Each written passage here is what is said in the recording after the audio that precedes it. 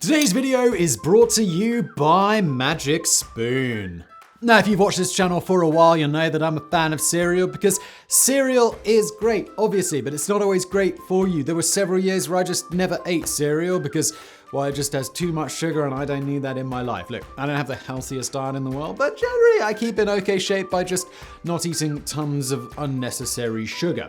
Anyway, along comes Magic Spoon and they're like, yo, Simon, check this out. No sugar, 4 net grams of carbs, 14 grams of protein. Yes, basically, I don't know how they do it. I just see it as magic, but they somehow made delicious cereal also healthy for you. Now, I don't know much about protein and carbs other than the former is good, the latter is probably not so good, but you know, the zero sugar had me sold. And like I said, it tastes amazing. This is probably my favorite flavor, what we've got here, peanut butter. There's also the fruity flavor, there's also choco, which is down there, but it's fallen over and I can't reach it. There's also keto-friendly, gluten-free, low-carb, GMO-free, all of that good stuff. Originally there were the 4 flavors, cocoa, fruited, frosty, and blueberry. And then they also added peanut butter and cinnamon, which are probably my 2 favorite flavors. I have no cinnamon left, even though they sent me a ton of it. Anyway, just click the link below or go to magicspoon.com/side projects to grab a variety pack and try it all out and use the code side projects to get $5 off. Also, there's a 100% happiness guarantee, so if you don't like it, you get your money back. Amazing. And now today's video.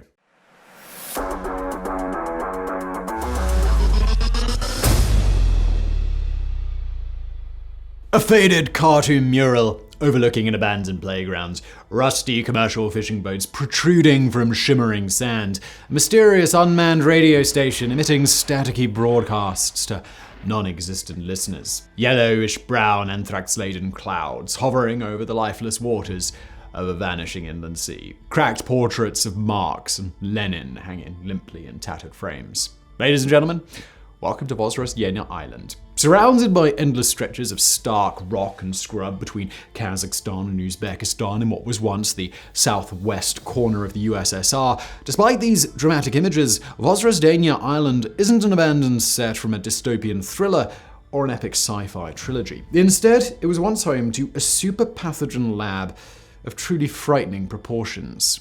Previously noted for its quaint villages and idyllic lagoons located along the fish-rich and largely unpolluted Aral Sea coast, the island today bears little resemblance to its former self nearly 7 decades ago when 60,000 local people worked in a thriving fishing industry there. Now, however, what's left is a surreal world of scorching temperatures, abandoned buildings, mysterious burial pits, and eerie remnants of once thriving forests that have been reduced to little more than stumps and leafless branches. A place where humans, birds, fish, and insects are few and far between, and indifferent camels while away hazy afternoons in the shade of derelict tanks with missing tracks. Once relatively small at just 70 square miles, 181 square kilometers, Vozrozhdeniya Island has grown exponentially in recent years thanks to a warming climate and the lake's fresh water being diverted to distant farms. In fact, it's about 10 times larger than it was in its heyday, but now it's technically a peninsula, and according to some historians, scientists, and ex-intelligence folks,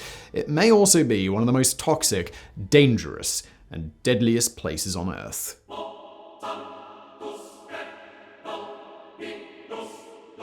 Vozrozhdeniya's drastic transformation began in 1954 when the Soviet Union constructed a biological weapons research and manufacturing facility on the island. Due to its isolation, the site was the perfect place to conceal a clandestine facility from the ever-prying electronic eyes of Western intelligence services like the CIA and MI6. Even those who weren't alive back then have likely seen grainy movies of American schoolchildren scrambling under their desks as ear-shattering nuclear warning sirens sounded in the background. Intercontinental nuclear missiles were particularly feared in those early days, and rightly so, but new biological weapons were beginning to pose significant threats of their own.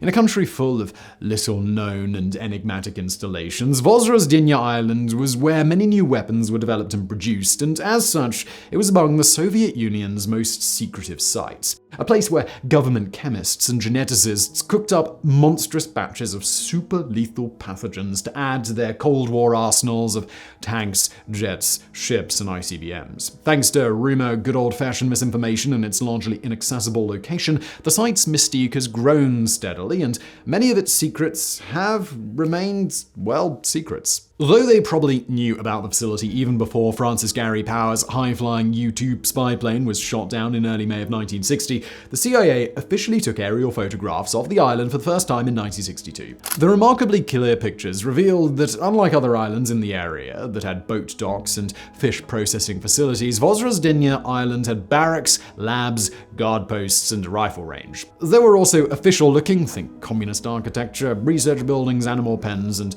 an open-air testing site, all of which led analysts to conclude that the island had been transformed into a bioweapons facility. Though the verdict was clearly in, and pretty much everyone knew it, the Soviets quietly removed the site from their official state maps altogether, which for many was the proverbial smoking gun. Should have just left it be, guys. When you remove something from a map, it's very suspicious. But despite this shamefully ham-handed cover-up, word leaked out through intelligence moles that the bioweapons facility did actually exist, and that it was referred to in official circles as Aralsk 7, supposedly a place where anthrax, smallpox, and even the plague were cultured, manipulated, manufactured, and stockpiled by the ton.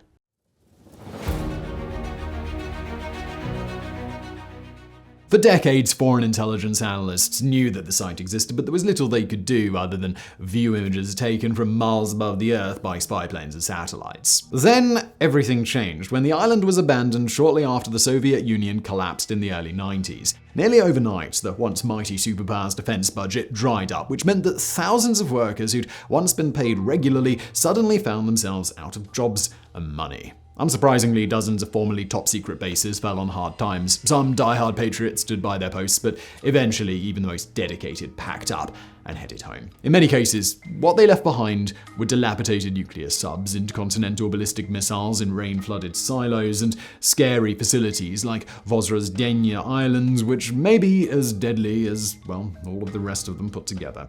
At its height, it's estimated that thousands of scientists, technicians, and soldiers, as well as political officers, worked at Aralsk 7, but things didn't always go smoothly. Rumor had it that in 1988, an anthrax leak killed more than 100 workers, which prompted the Soviet leadership to order the cache destroyed. The question is, did their underlings actually get around to doing this before the collapse happened? And if so, did they do a good job? Insiders claim that huge vats containing hundreds of tons of bleach and anthrax spores were buried on site, but that it was done hastily. Whatever the case, anthrax and many other lethal pathogens can survive in states of dormancy for decades, or perhaps even centuries. In one instance, in the not-too-distant past, nearly 75 nomadic herders in the region were hospitalized after coming into contact with the disease when an infected 70-year-old deer carcass was inadvertently unearthed. The incident was officially classified as a natural outbreak, but some suspect that it was decidedly unnatural.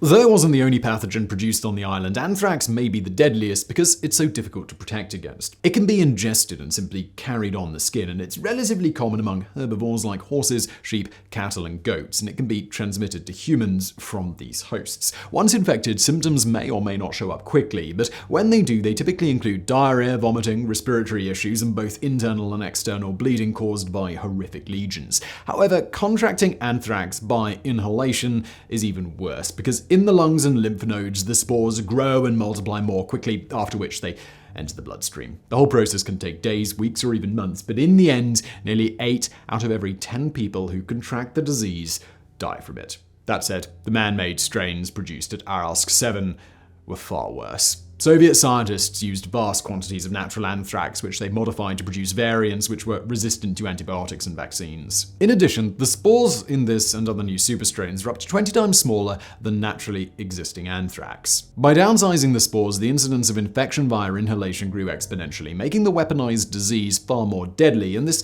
also meant that small amounts of anthrax were now cheaper and easier to transport, as well as being more potent. But in the 70s and 80s, a number of international treaties were signed that banned the development, weaponization, and production of pathogens like anthrax. And as all you regular viewers know, nations always adhere to the terms of treaties, so in other words, the problem was entirely and completely solved, except that the Soviets didn't stop, and it's almost a certainty that other parties to the treaty didn't stop either, which meant that the problem was just not going away anytime soon. Great job with the treaty, guys.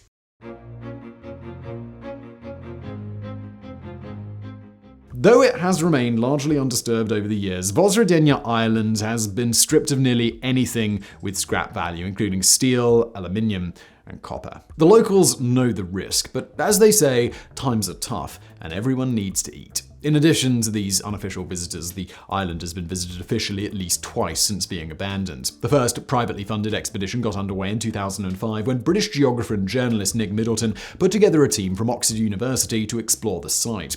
A week before embarking, everyone was put on antibiotics, then once on the outskirts of town, they donned their high-tech gas masks, baggy hazmat suits, and thick rubber boots and proceeded into the unknown on motorbikes. The excruciating heat and unwieldy suits made it a particularly slow-going affair, but though they weren't sure of the exact locations of the anthrax caches, finding them was not a problem. The hastily covered pits were abundantly evident, and the general state of the island was disturbing to say the least. In fact, it was trashed like it had been abandoned in a hurry. Inside compound buildings, floors were littered with shattered glass vials, beakers, test tubes, respirators, and discarded biosuits. However, shortly after arriving, many of the crew members' breathing apparatus sensors began warning them that they were becoming clogged and contaminated. Some even began noticing noxious aromas leaking through their gear. Though they hadn't seen much of what they'd hoped to, the team cut their losses and made a quick retreat. Once outside of the danger zone, after the lengthy decontamination process had been completed, nasal swabs revealed that the team was anthrax-free, though